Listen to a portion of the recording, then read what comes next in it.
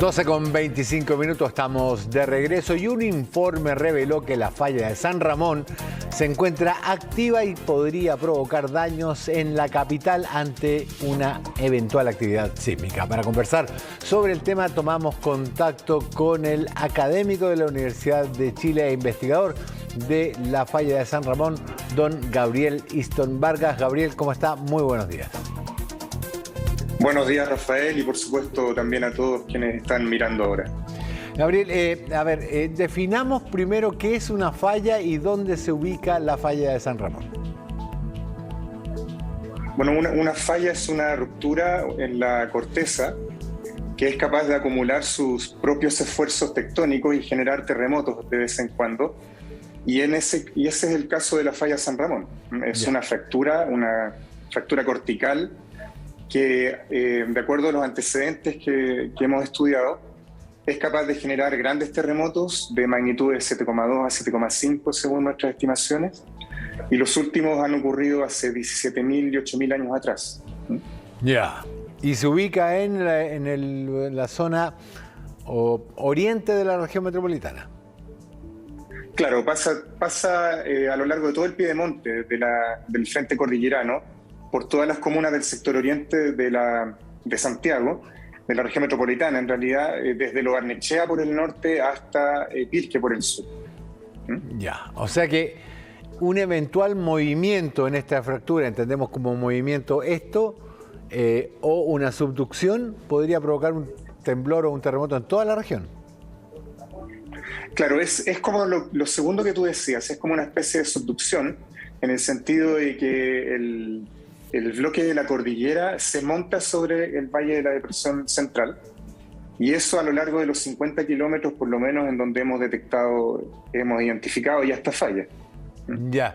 Ahora, la pregunta que uno se hace es, ¿cómo sabemos cuándo fue el último terremoto? ¿Y cuánto es el promedio de intervalo entre terremoto y terremoto de gran magnitud?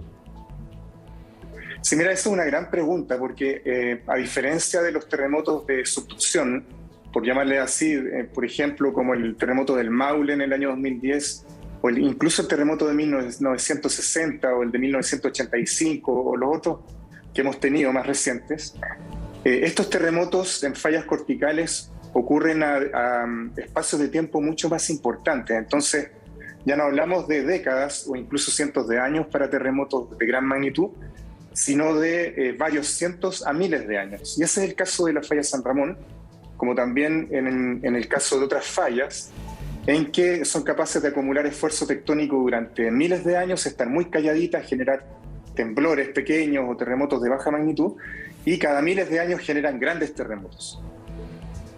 ¿Y cómo sabemos cuándo fue el último? 8.000 y 17.000 años, me dijiste, ¿no?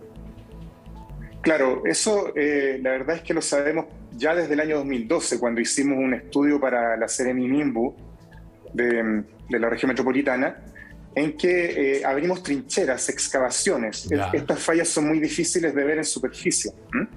Entonces abrimos excavaciones y ahí estudiamos el registro geológico y nos dimos cuenta que los últimos terremotos ocurrieron en esa data, hace 17.000 años y hace 8.000 años atrás. Sí, lo que pasa es que entre 17.000 y 8.000 hay poca distancia, digamos. O sea, hay más ahora. O sea, la pregunta en rigor es, yo sé que no se puede predecir un terremoto, pero ¿estaríamos en el milenio peligroso? Claro, eso es lo que también hemos venido planteando, y por eso nos preocupa esta situación, porque todas las evidencias apuntan a que el último gran terremoto ocurrió hace 8.000 años atrás. Y si el anterior ocurrió hace 17.000 años, efectivamente podemos suponer que la falla ya ha acumulado suficiente esfuerzo tectónico como para producir un nuevo gran terremoto.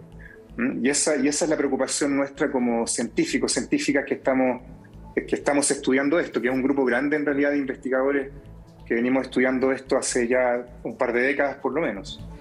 Y me decías que las fallas corticales producen pequeños temblores, las de corteza producen pequeños temblores, no es como algunos Yo recuerdo que en Iquique, cuando fue el terremoto, el último, estuvimos un mes esperando el terremoto por la cantidad, el enjambre sísmico que se produjo. Acá no hay posibilidad alguna de que pase eso.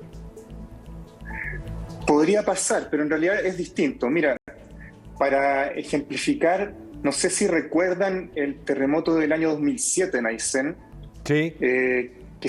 Claro, ese terremoto se sintió bastante fuerte. Y fíjense que ese terremoto fue magnitud 6,2 y fue producido por una falla cortical, es decir, una ruptura de falla geológica, no exactamente igual a la falla San Ramón, pero también una falla cortical. Entonces, ese terremoto de magnitud 6,2 fue capaz de generar remociones en masa, además generó intensidades muy importantes en torno a la falla de movimiento y causó una catástrofe en la época. Entonces, estamos hablando de terremotos que son en términos de magnitud más pequeños, pero que potencialmente pueden ser más dañinos en forma local. Y corrígeme si me equivoco, Gabriel, porque yo estoy en un terreno absolutamente desconocido para mí, pero si es una falla en la superficie, no pasa lo que ocurre con terremotos a muchos kilómetros de profundidad, que de alguna manera el efecto hacia la superficie se ve amortiguado por la cantidad de masa rocosa que se desplaza en el movimiento de la onda sísmica. Acá si es en superficie, si es un grado 6,2 de magnitud, debería tener efectos devastadores sobre las construcciones en Santiago. Tiene un potencial de daño mucho más importante, efectivamente, porque el terremoto ocurre a una baja profundidad y en este caso, tal como lo hemos venido planteando, la posibilidad de este terremoto es al lado de Santiago. Entonces, ya no hablamos de un terremoto que ocurre a 200 kilómetros de distancia hacia el mar y 40 kilómetros de profundidad, sino que hablamos de un terremoto que ocurre, que potencialmente, ¿cierto?, puede ocurrir aquí a 15 kilómetros de profundidad y al lado de Santiago. Ya. ¿Y nuestra construcción, de la cual estamos tan orgullosos, podría resistir este tipo de movimientos? Mira, lo primero que quisiera señalar es que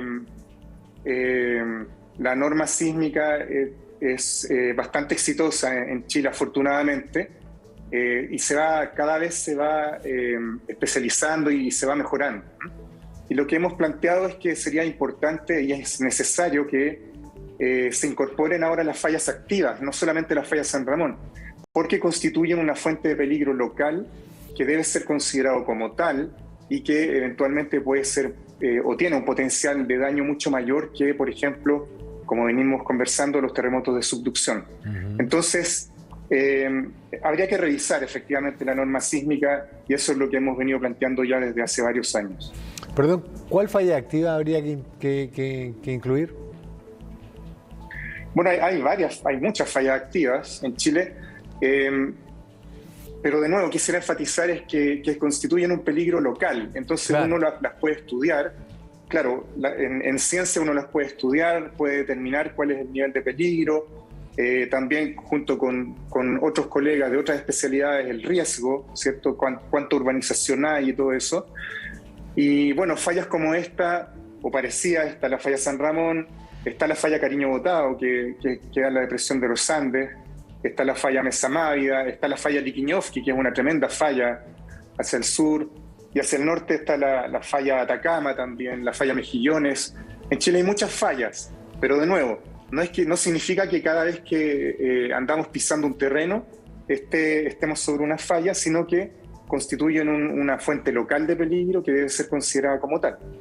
Sí, yo recuerdo haber visto mucha información en medios estadounidenses sobre la falla de San Andrés, que, corrígeme de nuevo si me equivoco, que registró algún movimiento en los últimos 30 años, ¿no? Sí, bueno, a lo largo de la falla San Andrés, que es un gran sistema de falla en realidad, en el cual hay distintas fallas a su vez, distintos subfallas, se han registrado terremotos muy devastadores como el de San Francisco a principios del siglo XX y bueno, posteriormente muchos terremotos que en fallas de distinto tipo.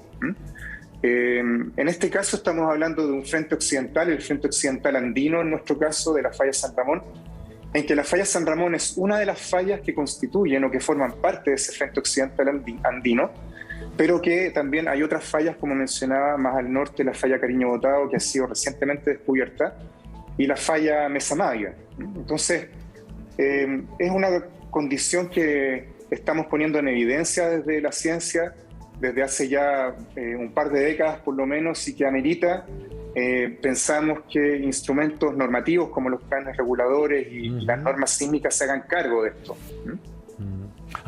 Mencionaba el frente occidental, o sea, nosotros tenemos fallas entonces junto a la cordillera de los Andes y junto a la cordillera de la costa. Cuando me refiero, claro, al frente occidental, me refiero al frente cordillerano, aquí de Santiago, que estamos todos habituados a divisar, ¿verdad? A eso me refiero, ese es el frente occidental. Y ese frente occidental, ese gran frente cordillerano, constituye el límite occidental de la cordillera principal de los Andes, ¿ya?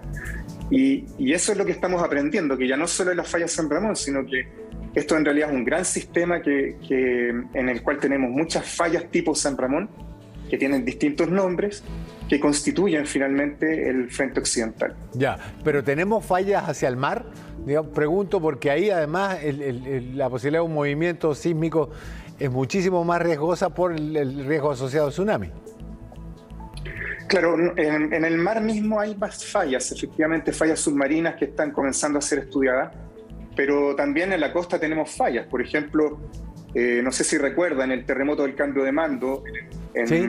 el año 2010, ¿verdad? Ese terremoto, cuando todo el mundo se asustó ahí en el Congreso, ese terremoto fue producido por una falla cortical en Pichilemu, que se movió, justamente generó un terremoto.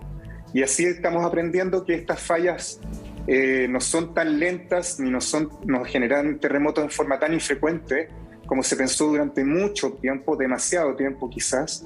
Y eso es lo que hemos venido planteando ahora, que es importante ya considerarlas en los planes reguladores e instrumentos normativos en general. Sí, claro, yo recuerdo la cara del actual monarca español, digamos, del rey mirando hacia el techo como diciendo, ¿resistirá esto? Sobre todo además porque en España no registran sismos. De hecho, en coberturas que me ha tocado estar con españoles, cuando hay un temblor, ellos miran con una cara de pavor que nosotros los chilenos miramos con una mal disimulada condescendencia, digamos, por la costumbre que tenemos. Pero claro, y fue, me dices, en Pichilemu, pero se sintió hasta acá con fuerza hasta Valparaíso. Claro, claro. Ese terremoto fue en Pichilemu. Y de hecho, a lo largo de la falla Pichilemu, que hasta antes de eso no la conocíamos mucho. Y ahora la conocemos bastante mejor justamente a causa de ese terremoto. Claro. Y así como esa falla, hay otras fallas en la costa que tenemos que estudiarlas, seguir estudiándolas y que estamos aprendiendo cada vez más. Don Gabriel Easton, académico de la Universidad de Chile e investigador de la falla de San Ramón, muchísimas gracias por este contacto con CNN y con Chilevisión. Muchísimas gracias a ti, Rafael, y a todas y todos quienes están mirando en esta oportunidad.